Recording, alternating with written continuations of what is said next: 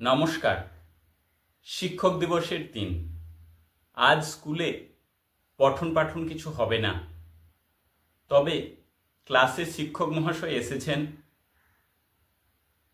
Present count করার পর সবাই অনুষ্ঠান মঞ্চের সামনে যাবেন।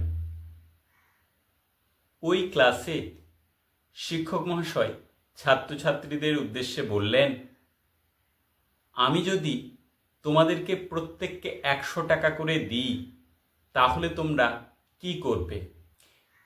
কেউ বলল চকলেট কিনব, কেউ বলল খেলনা কিনব, কেউ বলল ক্রিকেটের বল কিনব, কেউ বলল আমি তো স্কুল ছুটির পরেই স্যান্ডউইচ খাবো। এই রকম বিভিন্ন রকম নর্মাল উত্তরই এলো। একটি ছেলে কিছু না বলে অন্যমনস্ক হয়ে বসেছিল। শিক্ষক মহাশয় তাকে জিজ্ঞেস করলেন, 100 টাকা দিয়ে তুমি কি কিনবে? ছেলেটি বলল, স্যার, আমি আমার মায়ের জন্য একটা চশমা কিনব। শিক্ষক মহাশয় বললেন, চশমা? সে তো তোমার বাবাও কিনে দিতে পারেন, তুমি কেন কিনবে? ছেলেটি বলল, স্যার, আমার বাবা নেই, অনেক দিন আগেই মারা গেছেন, তাই আমার মা আমার কাছে সব।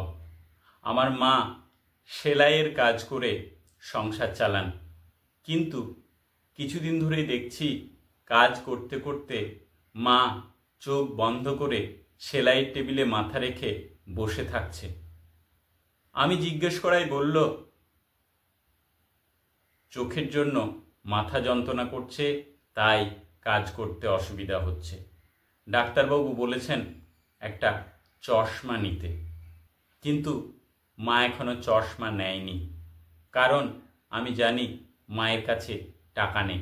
সেটা মা না বললেও আমি খুব ভালো করে জানি। তাই স্যার, টাকা পেলে আমি আমার মাকে একটা চশমা কিনে দেব।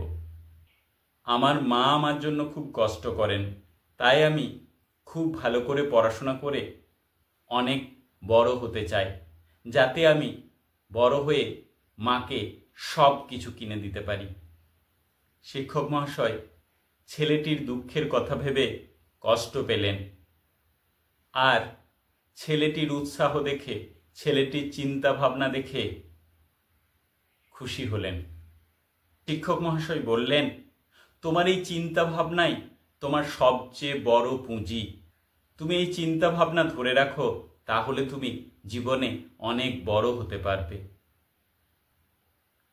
আমি তোমাকে 100 টাকা দিচ্ছি, আর আরও 100 টাকা ধার হিসাবে দিচ্ছি।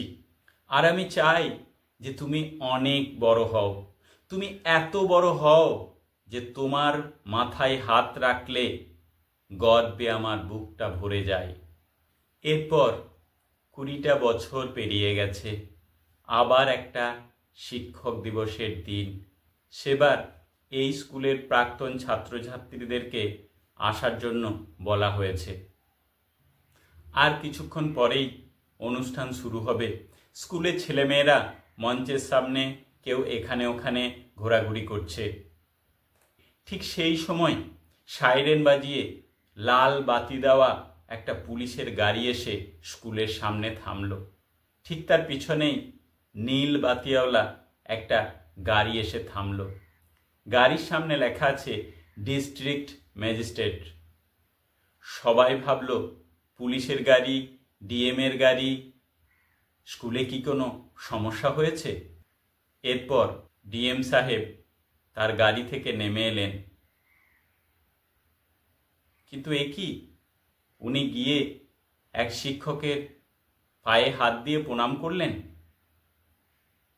তারপর বললেন, স্যার, আমি আপনাকে 100 টাকা ফেরত দিতে এসেছি। শিক্ষক মহাশয় তার ছাত্রকে চিনতে পারলেন। তারপর কাঁধ দুটো ধরে তুলে বুকে জড়িয়ে ধরলেন, বললেন, গর্বে আমার বুকটা ভরে গেল। ছেলেটির চোখ দিয়ে কয়েক ফোঁটা জল গড়িয়ে পড়ল। তো বন্ধুরা, এই ছিল আজকের গল্প। গল্পটি কেমন লাগলো অবশ্যই কমেন্ট করে জানাবেন।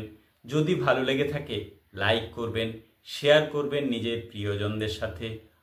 আর চ্যানেলে যদি নতুন হয়ে থাকেন চ্যানেলটা সাবস্ক্রাইব করে পাশে থাকা বেল আইকন প্রেস করে রাখবেন পরবর্তী ভিডিওর নোটিফিকেশন পাওয়ার জন্য।